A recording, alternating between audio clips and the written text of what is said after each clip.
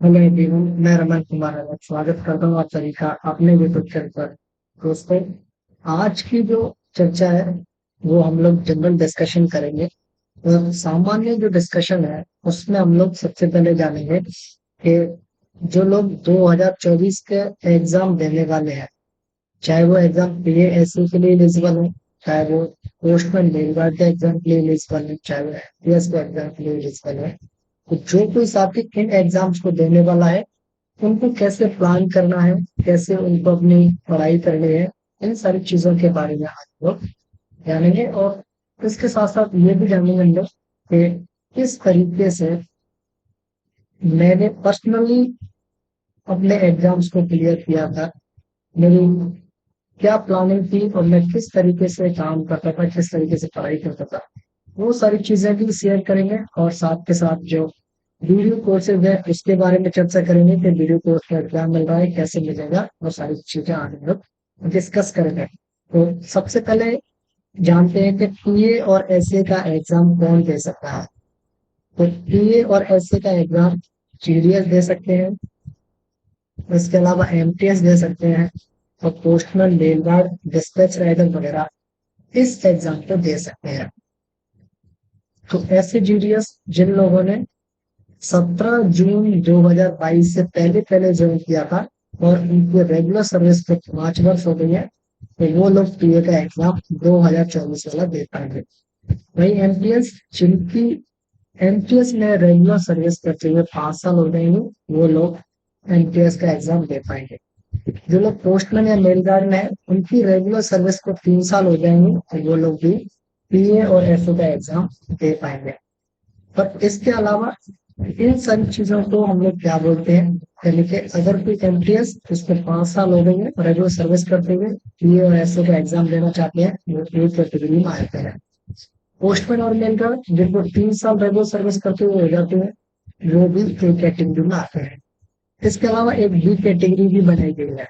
B category में कौन लोग आते हैं, तो बी कैटेगरी में वो जीडीएस आते हैं जो पोस्टमैन या मेलगार्ड में प्रमोशन ले गए हैं या एमपीएस में प्रमोशन लेके गए हैं, और उनकी service GDS plus postman, GDS plus postman या मेलगार्ड, अगर ये 5 साल हो गई है तो वो लोग भी पीए और एसए का एग्जाम दे पाएंगे। वही एमटीएस के लिए जो लोग जीडीएस एमटीएस में गए हैं, जीडीएस और एमटीएस की सर्विस को मिला करके टोटल 5 वर्ष हो गए हैं, तो वो लोग भी बी कैटेगरी से एग्जाम दे पाएंगे। ए कैटेगरी क्या है, बी कैटेगरी क्या है, तो जब भी मेरिट आप लोगों की बनती है, जब भी आप लोगों की मेरिट बनती है तो सबसे पहले ए कैटेगरी के जो स्टूडेंट्स होते हैं उनको मौका मिलता है, और उसके बाद में जो वैकेंसीज रहती है उन पर बी कैटेगरी के लोगों को मौका मिलता है। तो कुछ लोगों का अभी ये दिमाग में चल रहा है कि सर पीए और एसए में जो वैकेंसी आती है वो इतनी कम वैकेंसीज आती हैं कि मोस्टली जो वैकेंसी है वो ए कैटेगरी के स्टूडेंट्स के द्वारा या एस्पिरेंट्स के द्वारा कवर कर ली जाती है, वो लोग उन्हीं का सिलेक्शन होता है। तो बी कैटेगरी के लिए वैकेंसीज यहाँ के बराबर है, और बी कैटेगरी में जो लोग हैं वो इस चीज से भी नाखुश रहते हैं, उनको इस बात से खुशी नहीं मिलती कि उनका सिलेक्शन नहीं हो पा रहा है। बेसिकली मेरा जो दिमाग कहता है वो क्या कहता है, बी कैटेगरी के लोगों के किसी भी कंडीशन में उनको ना खुश होने की जरूरत नहीं है, अनहैप्पी होने की जरूरत नहीं है, क्यों होने की जरूरत नहीं है, उनको गॉड को थैंक्स करना चाहिए, भगवान का शुक्रिया अदा करना चाहिए कि उनके लिए बी कैटेगरी जैसी कोई कैटेगरी बनाई गई है। क्यों शुक्रिया अदा करना चाहिए, क्यों ऐसे मेरे दिमाग में विचार आता है, इसलिए दिमाग में विचार आता है कि पीए और एसए का एग्जाम वो पोस्टमैन या मेलगार्ड दे पाते हैं जिनको रेगुलर सर्विस करते हुए 3 साल हो जाते हैं, वो आते हैं एक कैटेगरी में। वही पीए और एसए का एग्जाम वो एमपीएस दे पाते हैं जिनको रेगुलर सर्विस करते हुए 5 साल हो जाती है, और वो एक कैटेगरी में आते हैं। तो ये लोग बेसिकली ए कैटेगरी वाले जो लोग हैं वही पीए और एसए के एग्जाम देने के लिए हकदार होते हैं। लेकिन वैकेंसीज को क्योंकि जल्दी फिल करना है, इसलिए पीए और एसए में बी कैटेगरी बनाई गई, और वो कैटेगरी बनाई गई बी कैटेगरी में उन लोगों को रखा गया जो कि जीडीएस प्लस एमटीएस को मिला करके 5 साल हो रही हो, या जीडीएस प्लस पोस्टमैन या मेल गार्ड की जो सर्विस है उसको मिलाकर के 5 साल हो रही है, उनको बी कैटेगरी में रखा गया है।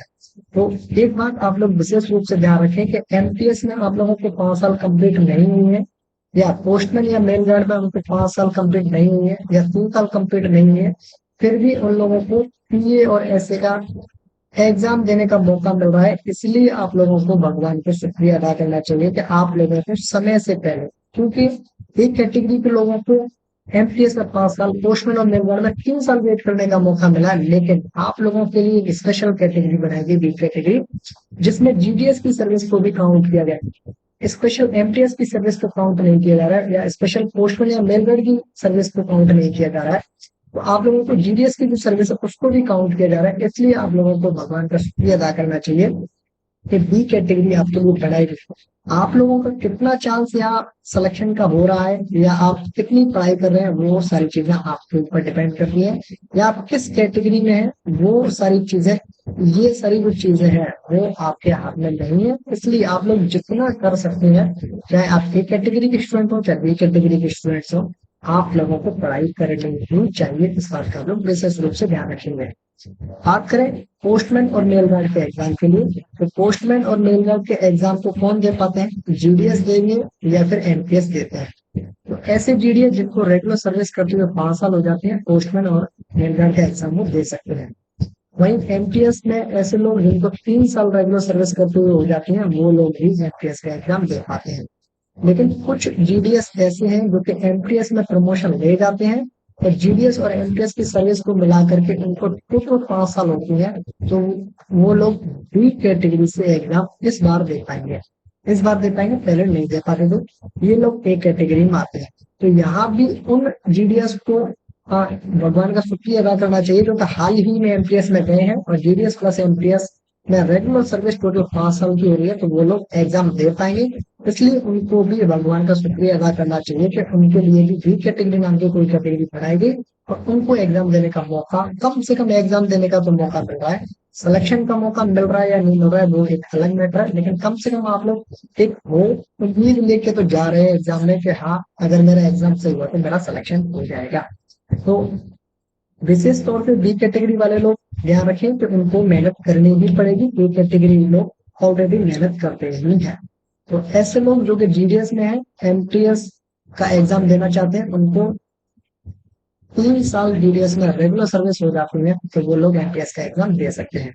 तो इस तरीके से आप लोगों को प्लान करना है कि कौन कब एलिजिबल हो रहा है, कौन कब एलिजिबल हो रहा है, और किस वर्ष में वो किस एग्जाम को दे पाएंगे, किस वर्ष में किस एग्जाम को दे पाएंगे। इन सारी चीजों को आप लोगों को प्लान करना है, और समय रहते हुए आप लोगों को अपनी तैयारियां करनी है।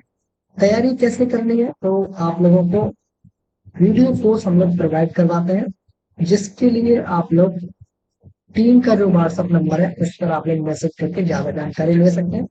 यहाँ पर अभी हम लोग डिस्कशन नहीं कर रहे हैं उसके बारे में, और ना ही इस वीडियो में हम लोग डिस्कशन कर रहे हैं। आप लोगों को सिंपली मैसेज करना है वहाँ पे, और इस टीम का जो नंबर है, व्हाट्सएप नंबर, वहां पर आप लोग कॉन्टेक्ट कर सकते हैं। नंबर है 8890722468, 8890723468 पर आप लोग व्हाट्सएप के माध्यम से मैसेज कर सकते हैं। वहां पर आपकी क्वेरीज को हल किया जाता है। नेक्स्ट, अब जानेंगे कि किस तरीके से पर्सनली मैंने से मतलब मेरा नाम ये है, और मैं किस तरीके से अपनी प्रिपरेशन कर रहा था। या सबसे पहले बात करें तो मैंने 23 अगस्त को जीडीएस के रूम में ज्वाइन किया था 2016 में। इसके बाद में एमटीएस का पहला एग्जाम दिया, एमटीएस में ज्वाइनिंग मेरी हुई, और यहाँ से जैसे ही मेरे को 3 साल कंप्लीट हुई, फिर 3 साल मेरे को कंप्लीट हो गए 2020 के एग्जाम के लिए। तो 2020 का एग्जाम मैंने दिया था, और अप्रैल में मेरे को ज्वाइनिंग मिली थी एमटीएस में। अप्रैल में 21 में ज्वाइनिंग मिली थी, 2020 का मैंने एग्जाम दिया था। उसके बाद में बी कैटेगरी नाम की एक कैटेगरी आई, और उसके बाद में जीडीएस प्लस एमटीएस को मिला करके पीए और एसए का एग्जाम मैंने 2023 की वैकेंसीज में दिया, और उसके बाद में मैंने पीए और एसए को फिलहाल के लिए ज्वाइन किया हुआ है, और मैं अभी यहाँ पर पीए और एसए का।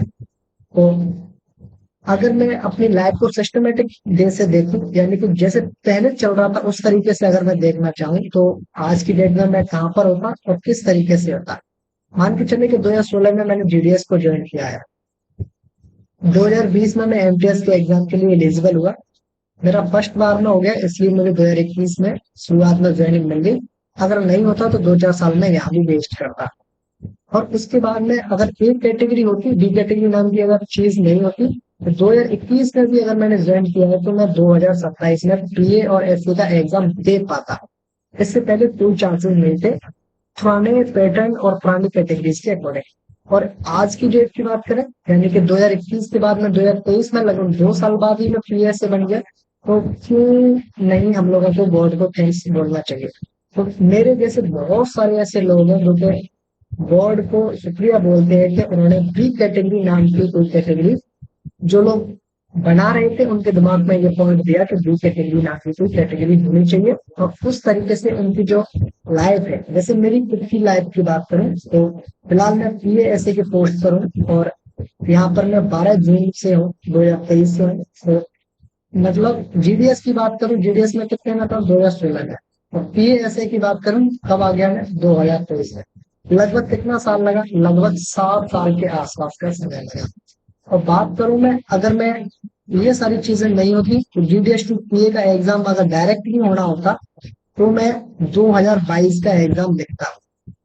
हो सकता है कि मेरा सिलेक्शन होता या नहीं होता, क्योंकि वैकेंसियां जीडीएस ये बहुत कम रहती हैं। हो सकता है कि मेरा चांस 2022, 2023 से 2024 जब कभी भी लगता, हो सकता है कि सिलेक्शन हो सकता था। लेकिन चूंकि एमटीएस में सिलेक्शन पहले ही हो चुका था, और मैं ये जॉब छोड़ना नहीं चाह रहा था किसी भी कारणवश, इसलिए मैंने इसको 2021 में ज्वाइन कर लिया था। और 21 के बाद में मैंने ये मूड बना लिया था, ये मेरा मन बना लिया था कि मुझे पीएएसए का एग्जाम देना तो है। तो इसके लिए मैं 2027 तक का वेट करता। हालांकि मैं बाहर भी कुछ काम कर रहा था, यानी कि बाहर की भी तैयारी कर रहा था, एग्जाम्स को दे रहा था। कुछ एग्जाम्स क्लियर भी हुए। ज्वाइनिंग करने का बिल्कुल भी मूड नहीं था, इसलिए लास्ट तक एग्जाम्स को मैंने नहीं दिया। कई के प्री और मेंस क्लियर है, तो किसी की टाइपिंग को छोड़ रखा है तो किसी का कुछ छोड़ा हुआ है। इस तरीके से मेरे दिमाग में था कि अगर मुझे जॉब ये ऐसे की लेनी थी तो मैं 2027 का वेट कर रहा था। इसी बीच 2027 से पहले अगर मुझे कहीं ऑफिशियल लाइन में मिल जाता, कहीं भी ऑफिशियल लाइन में मिल जाता, यानी कि सीजीएल के थ्रू कुछ मिल जाता, या यूपीएससी की बात करें, या फिर स्टेट की बात करें तो आरएएस की बात करें, यानी कि स्टेट पीसीएस की बात करें, तो अगर यहाँ से कुछ मिलता तभी मेरा मूड था कि मैं अपने डिपार्टमेंट को छोड़ता। इससे पहले मेरा कोई मूड नहीं था, क्योंकि एलडीसी की बात करें या यूडीसी की बात करें, ये सारे काम तो पोस्ट ऑफिस में मैं ऑलरेडी कर चुका था, इसलिए मेरा बाहर जाने का भी मूड बिल्कुल भी नहीं था। तो कहने का क्या मतलब है, कहने का मतलब ये है कि अगर आप लोग जीडीएस में है, एमटीएस में या पोस्टमैन या मेल गार्ड में कहीं भी आप लोग चले गए हैं प्रमोट होके, आप लोगों को यहाँ नहीं रुकना है, आप लोगों को आगे जाना है। आगे जाने के बाद फिर आप लोगों को यहाँ कहीं नहीं रुकना है। आप चाहे तो अकाउंटेंट का एग्जाम दे सकते हैं, इसके बाद में आईपी का एग्जाम दे सकते हैं, डब्ल्यू का एग्जाम दे सकते हैं। यहाँ पर भी नहीं रुकना है, इसके बाद में फिर आप लोग ग्रुप बी के एग्जाम दे सकते हैं। तो ये सारी चीजें आप लोगों के दिमाग में चलनी चाहिए कि आप लोगों को कहीं भी रुकना नहीं है। जहां भी आप लोगों को मौका मिले, थोड़ा सा भी प्रमोट होने का मौका मिले, तो आप लोगों को थोड़े को 100% में कन्वर्ट करना है, और आप लोगों को अपने चांसेस बनाने हैं। ये पॉसिबल कब होता है, ये सिर्फ और सिर्फ रेगुलर पढ़ाई से ही पॉसिबल होगा। आप लोगों को इसके लिए रेगुलर पढ़ाई करनी पड़ेगी, रेगुलर अपनी जो बुक्स हैं उनको ओपन रखना होगा, उनको रीड करना होगा। भले ही आप लोग डिपार्टमेंटल सिलेबस को ना पढ़े, लेकिन कम से कम जो जीके है, मैथ्स है, रीजनिंग है, और इसके अलावा इंग्लिश लैंग्वेज है, हिंदी लैंग्वेज है, कंप्यूटर है, साइंस है, इन सारे टॉपिक्स को आप लोग रेगुलर बेस पर कवर कर सकते हैं। तो आप लोगों को इस तरीके से भी कवर करना चाहिए। तो आज हम लोगों ने सबसे पहले प्लानिंग में देखा, उसके बाद में थोड़ा बहुत वीडियो कोर्स के बारे में भी जाना। आप लोग वहाँ टीम के व्हाट्सएप नंबर के बारे में आपको बताया हुआ है, वहां पर आप लोग कॉन्टेक्ट कर सकते हैं। और उसके बाद में मैंने अपनी छोटी सी जो स्टोरी है आप लोगों से इसलिए शेयर करने की कोशिश की, कि आप लोगों को अगर कहीं भी मोटिवेशन नहीं मिल रहा तो आप लोग कम से कम कुछ ऐसे एग्जांपल्स जो कि आपके आसपास में है उनसे आप लोग पॉजिटिव वाइब्स ले सकते हैं, आप लोग मोटिवेट हो सकते हैं। इसलिए कोशिश करें कि जो नेगेटिव जो थॉट्स हैं उनको आप लोग साइड में रखें। और कुछ लोग कट ऑफ मार्क्स देखते हैं, कुछ लोग ये देखते हैं कि बी कैटेगरी में कितने लोगों का हुआ, क्योंकि मेरा सिलेक्शन बी कैटेगरी से है, बी कैटेगरी में अच्छे मार्क्स थे इसलिए थोड़ा सा हो गया था। तो आप लोग कोशिश करेंगे तो बी कैटेगरी में भी आपका हो जाएगा। तो कुछ लोग बी कैटेगरी के देखते हैं कि पिछली बार कितने का हुआ, कुछ लोग वैकेंसीज को देखते हैं वैकेंसीज कम रह गई, कुछ लोग देखते हैं कि समय बढ़ रहा है वैकेंसी लगभग पूरी होने को है तो वैकेंसी आगे नहीं आएंगे। तो इन सारी चीजों पर दिमाग लगाने की बजाय, अपना टाइम वेस्ट करने की बजाय अगर आप लोग स्टडी पर फोकस करेंगे, पढ़ाई पर फोकस करेंगे तो हो सकता है आपके 2-4 नंबर आपके एक्स्ट्रा हो जाए तो आप लोगों का जो सिलेक्शन है वो जल्दी हो सके। कोशिश करें आप लोग फोकस रहने की कोशिश करें और डिमोटिवेट नहीं हो, मोटिवेट होने की भी कोशिश करें। अपने आसपास जो भी पॉजिटिव माहौल है उसको देखें आप लोग, और अपनी नीड्स को देखें, अपनी जरूरतों को देखें, अपने आप को पहचानें कि आप वास्तव में जहाँ पर है क्या आप उस लायक हैं या उससे ज्यादा डिजर्व करते हैं। तो उसके लिए आप लोगों को रेगुलर मेहनत करने की जरूरत है। तो इन सारी चीजों का आप लोग ध्यान रखें। और फिलहाल के लिए मैं इस वीडियो को करता हूँ मैं एंड। ये है इस वीडियो का। धन्यवाद।